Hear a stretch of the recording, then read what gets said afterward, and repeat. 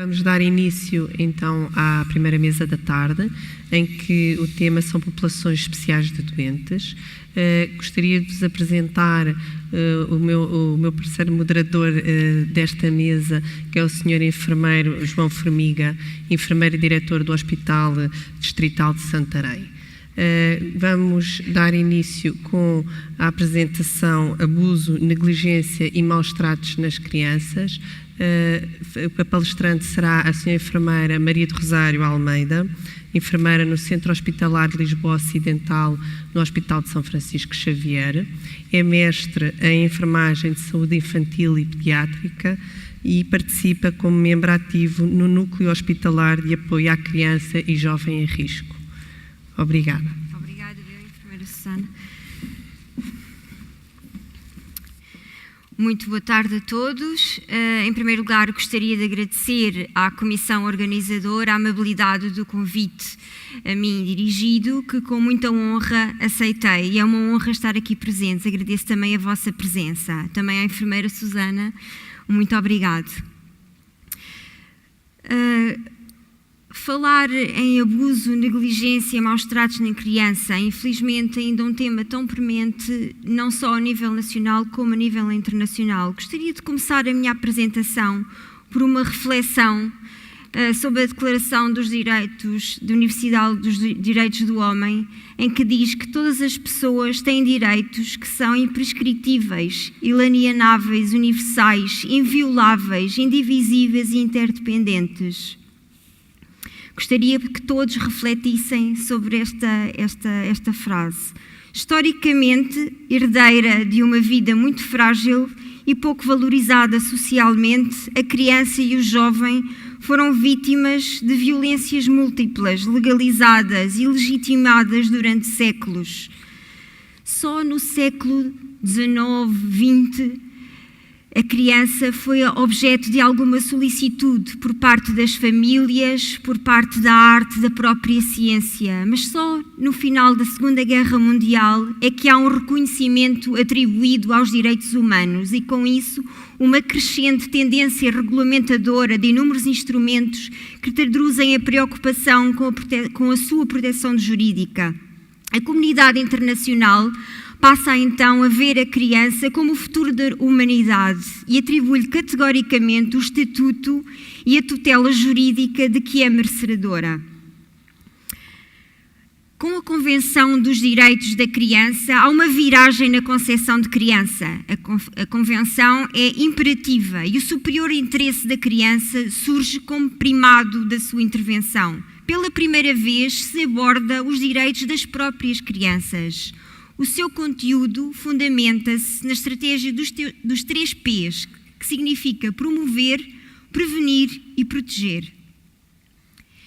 O contexto atual, e segundo o relatório da OMS para a região europeia, verifica-se que os maus tratos infantis causam mais de 700 mortes evitáveis por ano em crianças menores de 15 anos na região europeia. Por cada morte, existem entre 150 a 2.400 casos de abuso significativo que são detectados.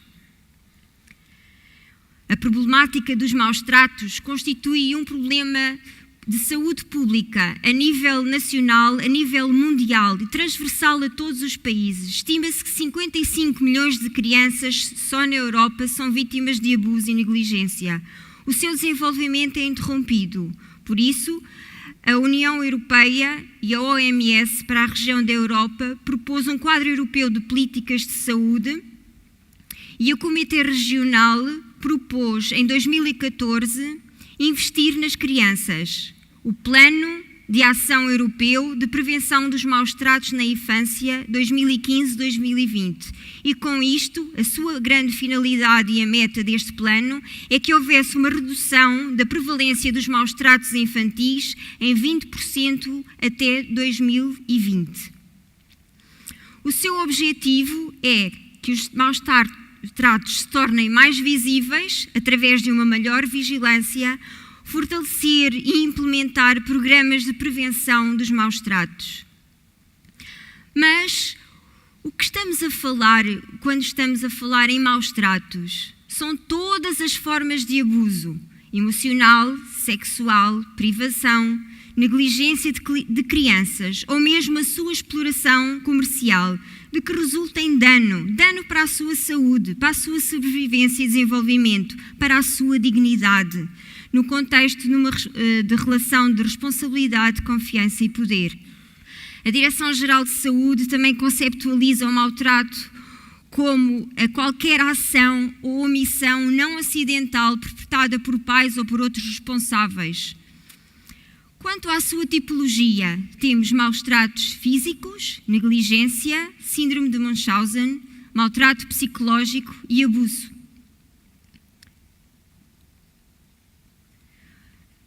A negligência diz respeito à incapacidade de proporcionar à criança a satisfação de necessidades básicas, como a higiene, a alimentação, a educação, o afeto. Pode ser ativa, quando há uma intenção propositada de causar dano, ou passiva, quando resulta na falta de competência parental ou dos responsáveis por aquela criança.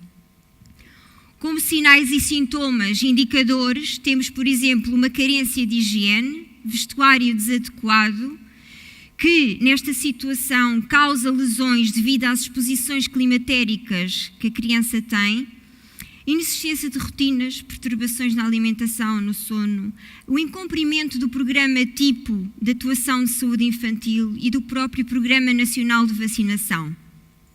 O maltrato físico foi o primeiro a ser conceptualizado pelas equipes de saúde, porque é aquele que se identifica com maior facilidade. Em casos limites, pode provocar mesmo a morte e resulta em qualquer ação não acidental, isolada ou repetida, infligida por pais ou outros responsáveis, a qual provoque ou possa vir a provocar dano físico. Como sintomas de maltrato físico, temos equimoses, hematomas, mas em locais pouco comuns. Lesões provocadas que deixam marca de fivela, de cinto, de colher de pau, da própria mão, de chicote. A demora na ausência dos cuidados médicos, as perturbações no desenvolvimento, fraturas de metástases ósseas. Os sinais e sintomas poderemos ver aqui através destas fotografias da marca, deixam marcas visíveis de mão, de colher de pau, de cinto, de fivela. O síndrome de Munchausen é uma forma rara de maus tratos. Porquê? Porque coloca grandes dificuldades de diagnóstico, dado que os sintomas e sinais são inaparentes. Ou seja, classicamente tem sido caracterizado tendo em conta a atribuição deliberada ou repetida por parte de um elemento da família, os pais, cuidadores, em sinais e sintomas àquela criança com o intuito de convencer a equipe médica que a criança está gravemente doente. E por isso a criança vai ser submetida a exames complementares de diagnóstico desnecessários, num grande processo moroso que pode ser muito moroso até à sua detecção. Como sinais, temos, por exemplo, ministrar à criança ou jovem droga, adicionar contaminantes à urina, por exemplo, provocar semissufocação antes de se dirigir ao serviço de urgência, várias vezes repetida. Os maus tratos psicológicos traduzem-se quando não são tomadas em consideração as necessidades psicológicas da criança, em particular as que têm a ver com as relações interpessoais e com a sua autoestima. Pode haver uma completa rejeição afetiva, passando pela depreciação também daquela criança. Aqui existe uma maior dificuldade na sua identificação, face por vezes à subtileza com que são praticados, infelizmente. E é aqui que o profissional tem de estar muito atento e saber para que consigamos prevenir esta criança do risco a que está exposta.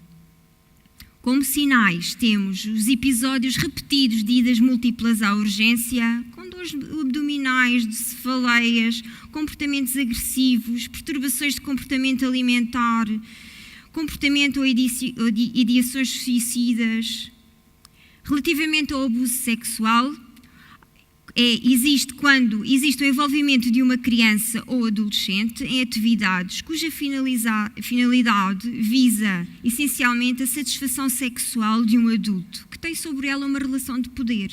Aqui a criança não tem a capacidade para compreender que é vítima, não tem a capacidade para nomear o abuso sexual, não se encontra estruturalmente preparada e não se encontra capaz de dar o seu consentimento livre e esclarecido. Como sinais, temos todo o tipo de lesões dos órgãos genitais, leucorreia, infecções de transmissão vertical, sexual, gravidez, comportamento sexualizado, especialmente naquelas crianças muito pequenas que poderão ter este tipo de comportamento.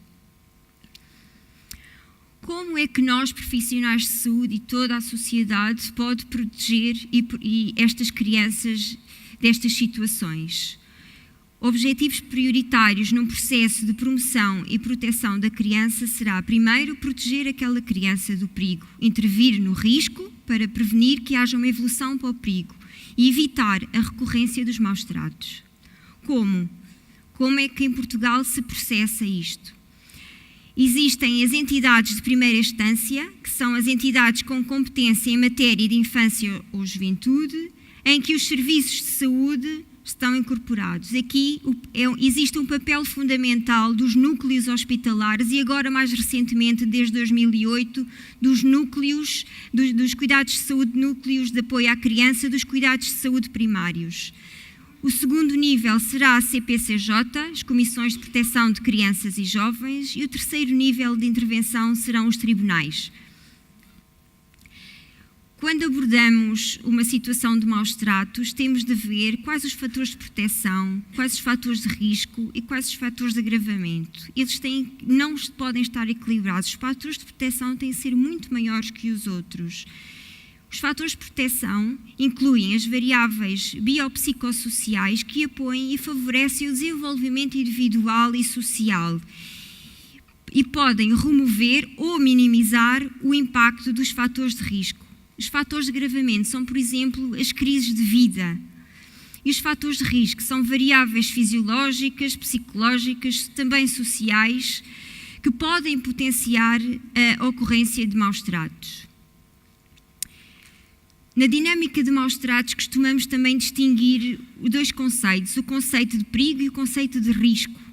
O perigo adquire um sentido mais concreto, corresponde à objetivação do risco. O risco é um conceito mais lato do perigo e diz respeito à vulnerabilidade com que aquela criança pode vir a sofrer de maus tratos.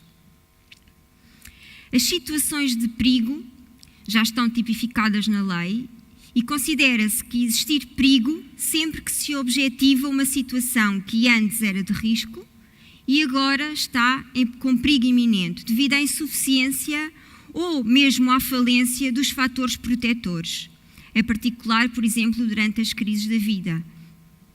As situações de perigo encontram-se descritas e são, por exemplo, a criança estar abandonada ou entregue a si própria, não receber os cuidados ou a afeção adequada, sofrer todo o tipo de maus tratos, ser obrigada a trabalhos excessivos e inadequados à sua idade, assumir comportamentos de risco sem que o pai ou a mãe ou outro responsável tome uma atitude adequada de forma a demover ou a remover essa situação.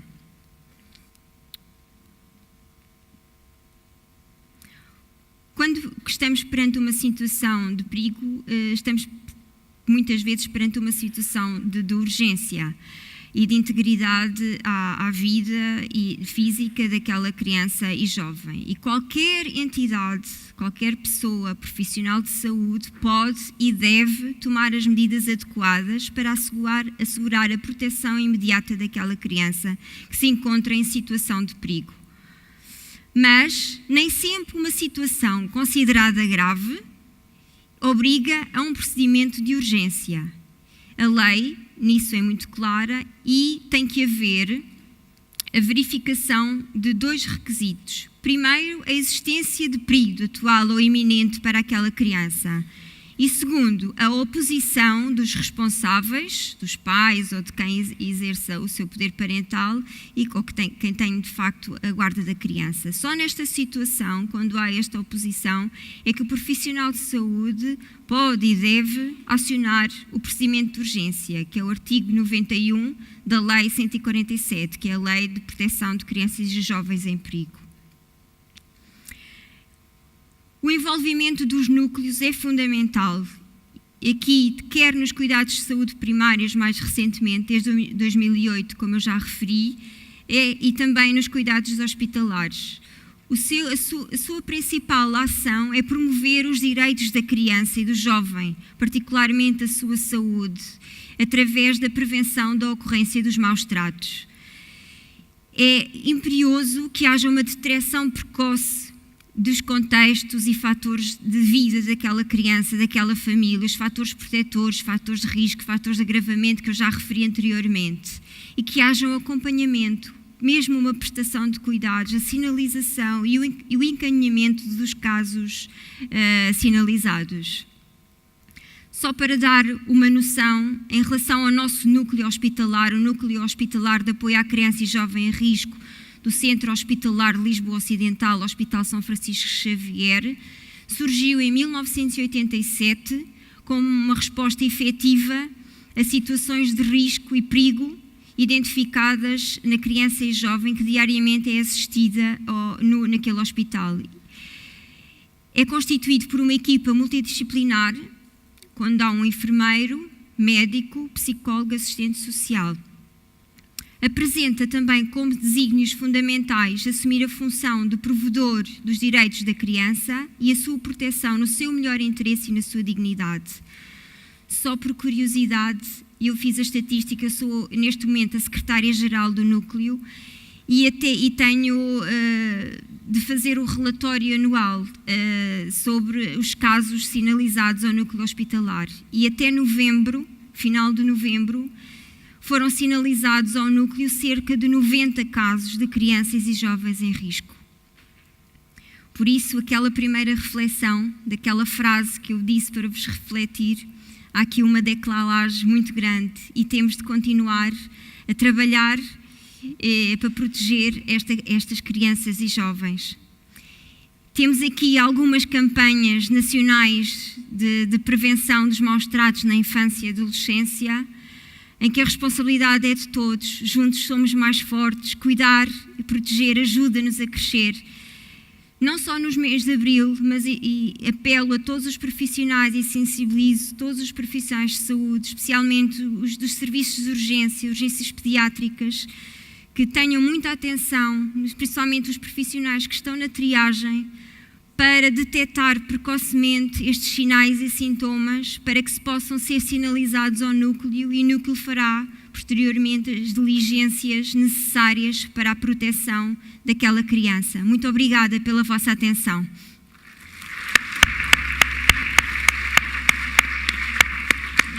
Muito obrigada, Sra. Enfermeira Rosário Almeida, por nos ter trazido este tema de alguma forma sempre um pouco sensível, mas que não, de forma nenhuma nos deixa indiferentes uma temática destas.